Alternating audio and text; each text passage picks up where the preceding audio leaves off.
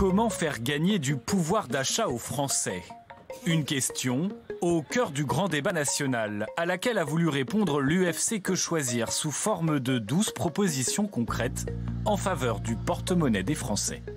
Nous avons rassemblé 12 mesures pour ne pas faire un catalogue trop long de mesures et surtout que ce soit des réformes qui soient possibles à court terme, qui soient techniquement réalisables et qui aient un vrai effet en termes de pouvoir d'achat sur des dépenses contraintes des consommateurs. La santé, l'alimentation, le permis de conduire, les transports de manière générale, l'énergie. Exemple de proposition, réformer l'apprentissage de la conduite pour réduire le prix du permis.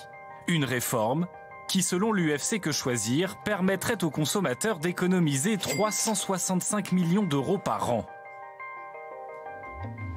Autre proposition, supprimer les commissions d'intervention en cas d'incident bancaire. En d'autres termes, en finir avec les frais d'incident lorsque vous dépassez votre découvert autorisé. Une mesure forcément populaire qui pourrait faire économiser près de 3 milliards d'euros aux consommateurs. Encore faut-il que les banques soient d'accord.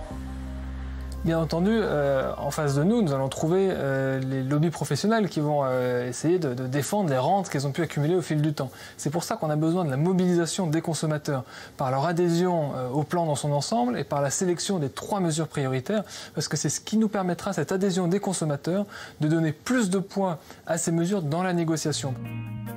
Réguler les dépassements d'honoraires de médecins, réformer les aides à la rénovation énergétique ou encore encadrer les loyers dans les zones tendues. Au total, avec ces 12 propositions, l'UFC estime pouvoir gonfler le pouvoir d'achat des Français de 9 milliards d'euros, soit l'équivalent de 320 euros par ménage. Alors, c'est intéressant l'initiative.